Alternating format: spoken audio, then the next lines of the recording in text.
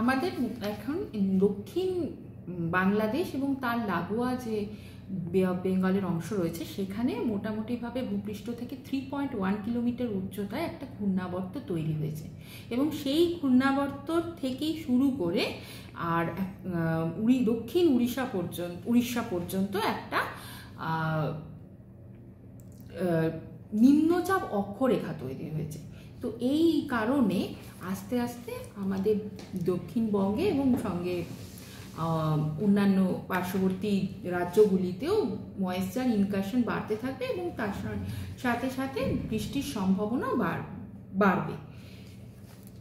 বৃষ্টির সম্ভাবনা মোটামুটিভাবে স্ক্যাটার্ড বৃষ্টির সম্ভাবনা রয়েছে বেশিরভাগ জেলাতেই, কোস্টাল জেলাগুলিতে মেইনলি, এবং বাকি জেলাগুলিতে রয়েছে 1-2 জায়গায় বৃষ্টির সম্ভাবনা, মানে আইসোলেটেড।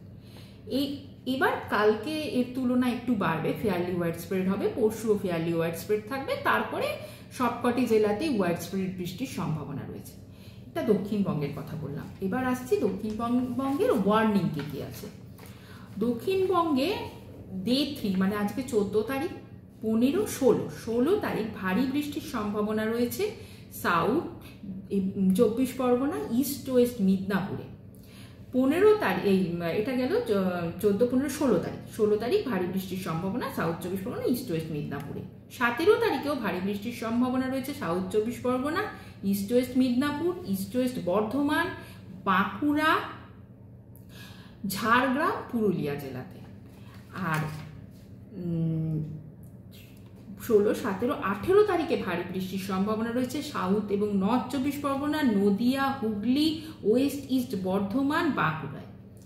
আর 19 এবং 20 তারিখে ভারী বৃষ্টির সম্ভাবনা রয়েছে মুর্শিদাবাদ এবং বীরভূম জেলাতে। 18 তারিখ অবধি মোটামুটিভাবে সবকটি জেলাতেই গাস্টি উইন্ডের সাথে বজ্রবিদ্যুৎ সহ বৃষ্টিপাতের সম্ভাবনা রোজই রয়েছে। কোথাও 30 থেকে 40 কিলোমিটার পার আওয়ার গতিবেগে, আর কোথাও 40 থেকে 50 কিলোমিটার পার আওয়ার গতিবেগে। গাছটি উত্তরবঙ্গে মোটামুটিভাবে ওয়াইড স্প্রেড ওপরের 5টি জেলা মানে কালিম্পং, জলপাইগুড়ি, দার্জিলিং, আলিপুরদুয়ার এবং কুচবিহার, এই জেলাগুলিতে ওয়াইড স্প্রেড বৃষ্টির সম্ভাবনা রয়েছে আজকে 14 তারিখ, এবং বাকি জেলাগুলিতে স্ক্যাটার্ড বৃষ্টির সম্ভাবনা।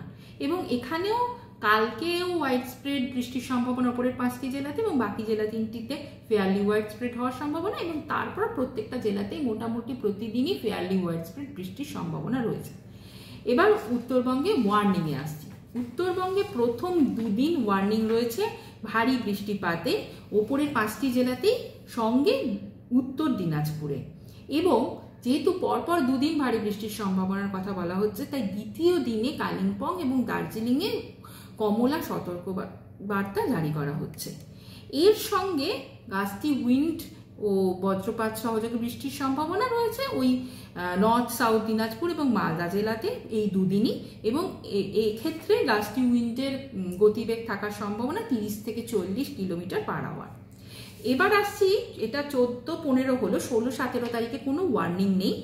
আবার 17, 14, 15, 16, 17তে নেই। আবার 18, 19, 20 তারিখে ভারী বৃষ্টির সম্ভাবনা রয়েছে 3 দিনই। প্রথম দিন মানে 18 তারিখে মালদা এবং দক্ষিণ দিনাজপুরে, 19 তারিখে দক্ষিণ এবং উত্তর 2 দিনাজপুর এবং দার্জিলিংয়ে, এবং 20 তারিখ নর্থ দিনাজপুর, দার্জিলিং এবং জলপাইগুড়ি জেলাতে ভারী বৃষ্টিপাতের সম্ভাবনা রয়েছে। আজকে গাস্টি উইন্ড সহযোগে বজ্রপাত সহযোগে বৃষ্টির সম্ভাবনা আছে হালকা থেকে মাঝারি।